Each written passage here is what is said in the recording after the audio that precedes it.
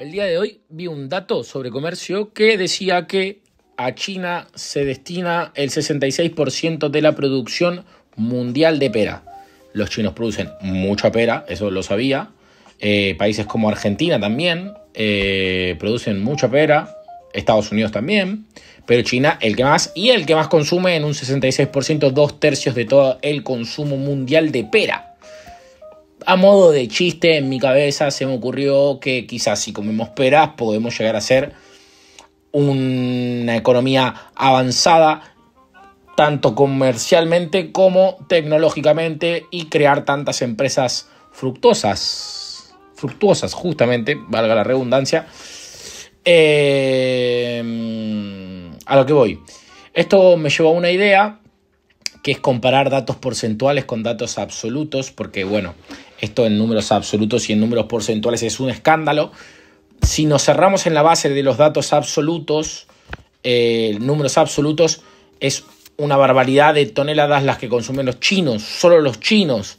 En datos porcentuales nos cerramos a un 100%, no va a ir más allá de 100. ¿No? O sea, 66 es un número que se va a dar, aunque sea de 99, no nos va a asombrar tanto como el dato absoluto. Entonces, ¿a qué vengo con todo esto? Todo esto viene relacionado a que me puse a hacer un guión importante sobre algo que llevo teniendo en la cabeza hace rato, de cómo nos pueden engañar y nos engañan una y otra vez con datos porcentuales versus datos absolutos. Depende de cómo lo miremos y lo voy a presentar con múltiples ejemplos acá. Vamos ahí. Si te digo que elijas entre hacer negocios con el hombre más rico de Chile o con el sexto más rico de China, por ejemplo, de primeras vas a elegir al más rico de Chile. Sin embargo, si lo analizamos en profundidad, el sexto más rico de China tiene muchísimo más dinero, influencias y poder que el otro. Lo mismo sucede con otras cuestiones. Por ejemplo, si vos a mí me preguntás si me gusta mi trabajo, mi respuesta sería ¿comparado con qué? Porque si lo comparo con ser actor en Hollywood, probablemente te diga que no. Si lo comparo, en cambio, con trabajar bajo el sol 12 horas al día, picando en una mina, más que seguro te diga que sí. Vamos con otro caso, para ir profundizando y entendiendo el tema. Si hablamos del país con más escuelas del mundo, podríamos pensar que tiene un excelente sistema educativo. No obstante, si analizamos el número de escuelas en relación con su cantidad de habitantes, puede que ya no sea el que más tiene per cápita. Esto podemos extrapolarlos a un montón de ámbitos en los que influye el concepto que traigo hoy, la diferencia entre datos porcentuales y datos absolutos. Números enteros y números porcentuales. Es importante entenderlo porque muchas veces los números pueden usarse de manera engañosa. Por ejemplo, quienes dicen que los chinos son los que más contaminan suelen afirmar también que son seres despreciables, comunistas. Son el país que más comercia en todo el planeta y en 2024 batieron un récord histórico de comercio. Pero bueno, volviendo al tema, sí, efectivamente. China es el país que más contamina en números absolutos. Sin embargo, si tenemos en cuenta que son 1.400 millones de personas y que el segundo país en la lista de los que más contaminan es Estados Unidos, que tiene solo, no es poco, pero en comparación con China tiene 335 millones de habitantes, el panorama cambia. Si analizamos cuánto contamina cada chino en comparación con cuánto contamina cada estadounidense, resulta que, en términos porcentuales, un chino contamina menos que un canadiense, un ruso, un australiano, un estadounidense o un surcoreano, por poner varios países grandes, ¿no? Porque hay muchos más países que son más pequeños, en los que también un habitante, un kazajo, por ejemplo, también contamina más que un chino. Incluso está apenas por encima lo que contamina un chino que lo que contamina un estonio o un checo. Países europeos, no olvidar, continente ecologista por excelencia si los hay. Y lo más interesante, prestar atención a esto, es que hay más distancia entre lo que contamina un estadounidense o un canadiense respecto de un chino que entre un chino y un noruego, un polaco, un belga, un alemán o un holandés. Casi el doble encima. Facts, dirían algunos. ¿Por qué traigo esto acá? Porque Alemania, Holanda, Bélgica, Noruega, Polonia, 5 países europeos y los chinos están más cerca de contaminar como un habitante de la Europa ecologista que como un estadounidense o un canadiense. A eso me refiero, a tener en cuenta. Vamos con otro dato. Otro ejemplo claro es el de la violencia. Vamos a meternos en terreno pantanoso. En China, el número total de los homicidios ronda los 7.000 al año, mientras que en Estados Unidos supera los 20.000. No son solo números, es gente la que muere. Pero esto lo voy a dar un poco por encima, sin ofender a nadie. Esto significa que en números porcentuales China tiene 0,5 homicidios al año por cada 100.000 habitantes, mientras que Estados Unidos tiene 5,76, lo que lo convierte en el 6º país con más homicidios en términos absolutos, en números enteros, más de 10 veces más.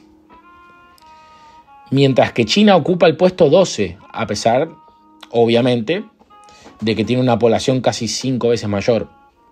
Es que la razón clara es por esta, que aparece en el top 15, vamos a poner China.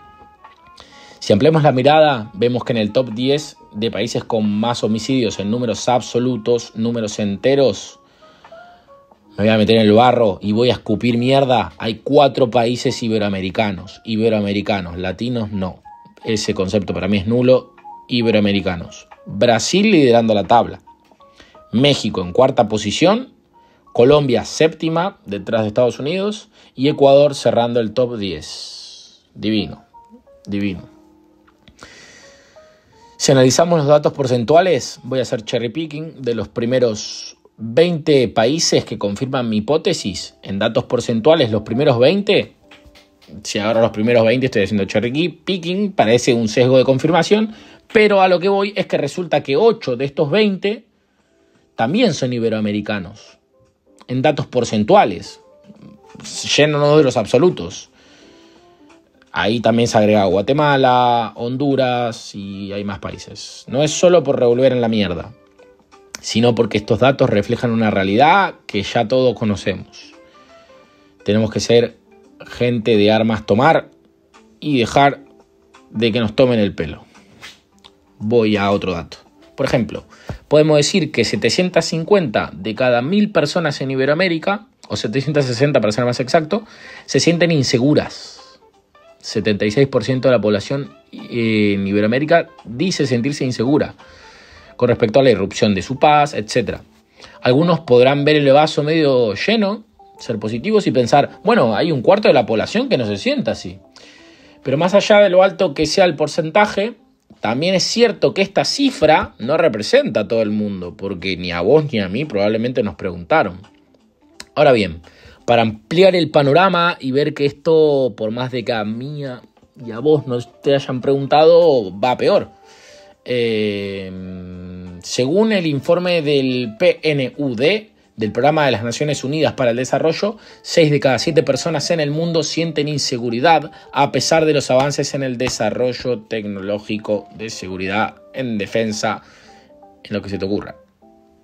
Qué casualidad que se aumentó el gasto en defensa en tantos países y 6 de cada 7, febrero de 2023, personas en el mundo se sienten inseguras. Si les hubiésemos comentado a ellos que en octubre, unos meses después, se iba a desatar otra guerra en Gaza, se caían todos de culo. Pero bueno, ahora, para no deprimir a nadie, voy con un dato un poco más colorido, después me meto de nuevo en la mierda, que también sirve para mostrar cómo nos manipulan con este tipo de comparaciones. Por ejemplo, GSMA, es que es una empresa de Reino Unido, por eso lo digo así, una empresa telefónica del Reino Unido estimaba hace unos años que, tal cual como decía la noticia, el 80% de las personas en países desarrollados tienen acceso a teléfonos inteligentes. ¿Dónde está la trampa? Que, bueno, ¿no? 80% es un número altísimo. repito, estimaba hace unos años que el 80% de las personas en países desarrollados tienen acceso a teléfonos inteligentes. Esto suena impresionante en términos porcentuales, pero en números absolutos significa que todavía hay 3.000 millones de personas sin acceso a estos dispositivos. Es un caso claro de cómo una cifra porcentual puede captar nuestra atención y hacernos perder de vista la realidad de la desigualdad global en el acceso a tecnología. Voy con otro dato real y crudo. Acá apago la música porque no es un dato para decirlo así a la ligera. Según UNICEF, en el año 2019, el 6% de los niños, según UNICEF, en 2019, el 6% de los niños en países en desarrollo no sobrevivió a su 5º cumpleaños. 6% puede sonar bajo, ¿no? Pero en términos absolutos equivale a 5 millones de niños. No es algo para decir a la ligera. Pero bueno, vamos con otro caso. Otro caso más. El Banco Mundial estimaba que 1.500 millones de personas en África subsahariana tienen acceso a la electricidad. Buenísimo. No hay por qué reprochar esto. Parece un número enorme, es un número enorme, pero si miramos el otro lado de la moneda, que no te cuentan, la noticia va a ser: el Banco Mundial estima que 1.500 millones de personas en África subsahariana tienen acceso a la electricidad. Punto, final, se terminó, listo, banderita de colores, cohetes. Pero del otro lado de la moneda hay 600 millones de personas sin acceso a electricidad, es decir, el 40%. Alrededor del 40%, una guasada.